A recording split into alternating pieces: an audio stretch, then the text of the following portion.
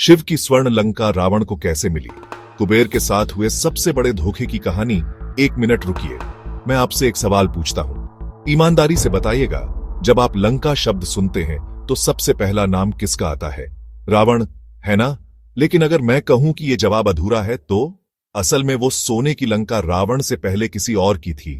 वो नगरी जिसे खुद भगवान शिव ने माता पार्वती के लिए बनवाया था और जिसकी देखरेख करते थे धन के देवता कुबेर। तो फिर ऐसा क्या हुआ कि रावण ने अपने ही सौतेले भाई से लंका और पुष्पक विमान दोनों छीन लिए?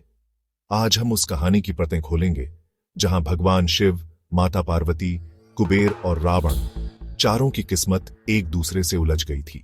कहानी शुरू होती है कैलाश पर, जब माता पार्वती ने भगवान शिव से एक इच्छा जताई, स्वामी, मुझे एक ऐसा घर चाहिए जहां सूरज की किरणें सोना बनकर बरसें और समंदर की लहरें संगीत बनकर गूंजें। महादेव मुस्कुराए और देव शिल्पी विश्वकर्मा को आदेश दिया, 3 दिन के भीतर समुद्र के मध्य में एक स्वर्ण नगरी का निर्माण करो। सिर्फ 3 दिन बाद समंदर के बीच 3 पर्वतों पर एक अद्भुत नगरी खड़ी थी, सुबेल, नील और सुंदर। वहां रत्न जड़ित गलियां थीं, सोने के महल थे और सड़कें ऐसी थीं जिनकी चमक से आंखें चौंधिया जाएं। हर कोई हैरान था, ये तो किसी देवलोक से भी बढ़कर है। लेकिन शिवजी ने फैसला किया, यह महल पार्वती का है, पर इसकी रक्षा कुबेर करेंगे, क्योंकि कुबेर न सिर्फ उनके परम भक्त थे बल्कि धन के सबसे सच्चे रखवाले भी वही थे। कुबेर के राज में लंका सचमुच सोने की तिजोरी बन गई। बाजारों में हीरों जवाहरात की दुकानें थीं, घरों के दरवाजे सोने के थे और इन सबसे बढ़कर था एक उड़ता हुआ खजाना, पुष्पक विमान, जो मन की गति से हवा में उड़ता और धरती पर उतरता था। दूर दूर के व्यापारी कहते, लंका में तो सोना बरसता है।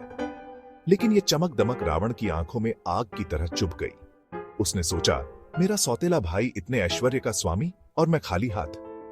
बस यहीं से लालच ने उसे अपने भाई का दुश्मन बना दिया।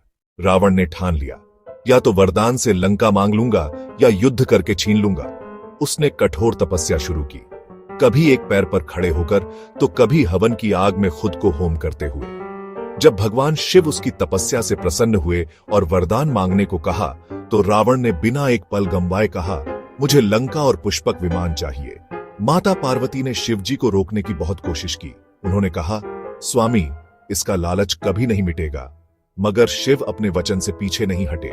उन्होंने रावण को चेतावनी दी, स्वर्ण तेरी हथेली में तो होगा, पर याद रखना, अगर अहंकार हद से बढ़ा तो यही सोना तेरे लिए कफन बन जाएगा।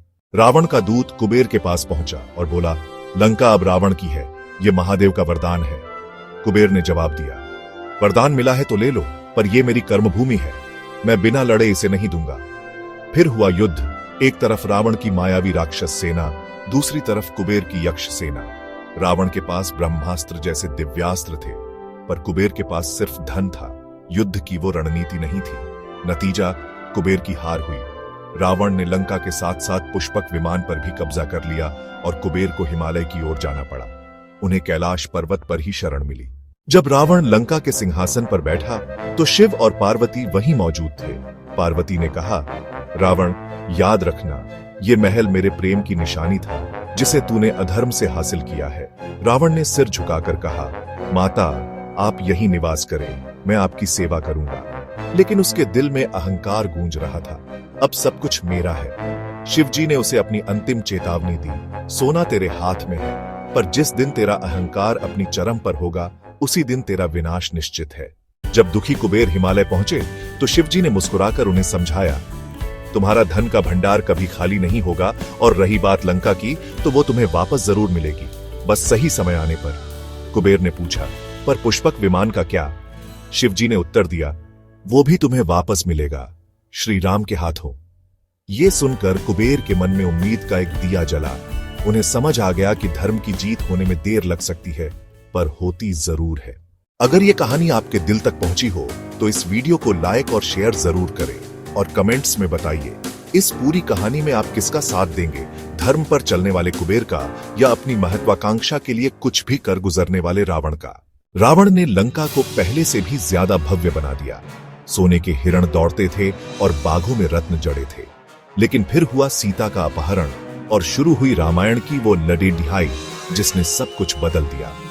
हनुमान जी ने उस सोने की लंका को जलाकर राख कर दिया और अंत में सब कुछ धूल में मिल गया। भगवान राम ने रावण का वध करने के बाद पुष्पक विमान समेत पूरी लंका विभीषण को सौंपी, जो कुबेर के ही वंश के थे। आज का श्रीलंका उसी धरती पर बसा है, पर वो स्वर्ण लंका अब सिर्फ कहानियों और किताबों में जिंदा है। तो ये थी कहानी स्वर्ण लंका की, जिसे प्रेम से बनाया गया, लालच से छीना गया और आखिर में धर्म की जीत ने उसे सही हाथों में लौटाया। आप अगला वीडियो किस टॉपिक पर देखना चाहेंगे? रावण की शक्तिशाली तपस्या पर या हनुमान जी के लंका दहन पर? हमें कमेंट्स में बताइए। चैनल को सब्सक्राइब कीजिए और हमेशा याद रखिए, धर्म का रास्ता भले ही लंबा लगे, पर उसकी मंजिल हमेशा सच्ची होती है।